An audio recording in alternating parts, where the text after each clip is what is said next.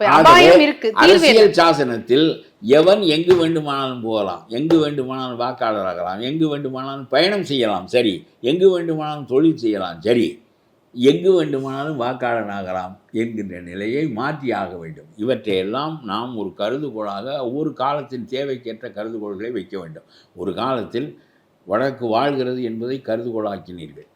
ஏனென்றால் வங்காளத்தில் ரயிலுக்கு இன்ஜின் செய்யப்படுகிறது, பெரம்பூரில் பெட்டி செய்யப்படுகிறது, நாம் வாளாக இருக்கிறோம், அவர்கள் தலையாக இருக்கிறார்கள் என்று சொன்ன காலம் சரியான காலம்தான். ஆனால் மீண்டும் அப்பொழுதெல்லாம் என்ன சொல்வார்கள், ஏன்னா India that is Bharat, Bharat that is UP.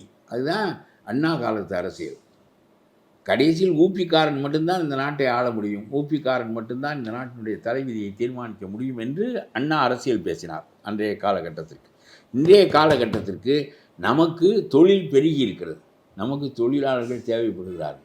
இந்த வீதியிலே இந்த கால்வாய், இது மாநகராட்சி கால்வாய், இந்த கால்வாய் அடைத்துக் கொள்ளுகிறது என்று இதை தோண்டி இப்பொழுது வேலை செய்கிறார்கள். இதற்கு வேலை செய்கின்றவனில் 4 பேருக்கு 3 பேருக்கு தமிழ் தெரியவில்லை. நான் அவனோடு பேசினேன். எல்லாம் வடநாட்டுக்காரர்கள், ஒரியாவிலிருந்து பீகாரிலிருந்து அஸ்ஸாம் வரையில் வந்திருக்கிறார்கள் நிறைய.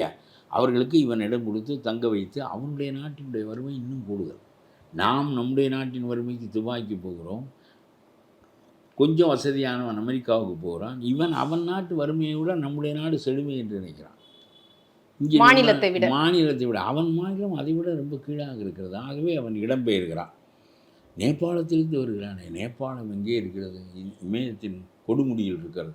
என்ன, அதுதான் அயல் நாட்டினுடைய முதல் எல்லை. அது அங்கிருந்து வருகிறான். ஆகவே 1 கோடி 10 லட்சம் என்பது 2 கோடி ஆகும். ஆக 3இல் 1 பகுதி 4இல் 1 பகுதி அவன் நம்மில் இருப்பானே. ஆனால் நம்முடைய நாட்டு மண்ணின் தன்மையும் தெரியாது, மொழியின் தன்மையும் தெரியாது, நாகரிகமும் தெரியாது, நம்முடைய மக்களின் தேவைகளும் தெரியாது. நாம் அந்த பகுதியைச் சேர்ந்தவர்கள், அந்த பகுதிக்குள்ள கட்சி அந்த கட்சி தான் என்று அவனுக்கு மூக்கரித்தனமாக வாக்களிப்பான். ஆகவே அது தடுத்து நிறுத்தப்பட வேண்டும் என்பது சரிதான். அப்படியான இதெல்லாம் அரசியல் சாசனத்தை மாற்ற வேண்டும், இதெல்லாம் பேச வேண்டும். அரசியல் சாசனத்தை மாற்றுவோம் வா என்று சொல்வதற்கு திருமாவளவன் அடையடே அது புனித நூல், அது அம்பேத்கர் அல்லவா எழுதினார், அதில் எப்படி தப்பு இருக்க முடியும் என்பார் அவர். அம்பேத்கருக்கு நிகரான அறிஞர்கள் ஜவஹர்லால் நேரு, கிருப்பலானி, இந்த வரிசையில் வைத்து மதிக்கத்தக்க பெரிய அறிஞர் அம்பேத்கர். அவர் தான் இந்த சட்டத்தின் வரைவுகளை தீர்மானித்தார். காந்தி தான் அவரை தேர்வு செய்தார். தாழ்த்தப்பட்ட மக்கள் 2000 ஆண்டுகளாக இந்த நாட்டில் துன்புறுகிறார்கள்.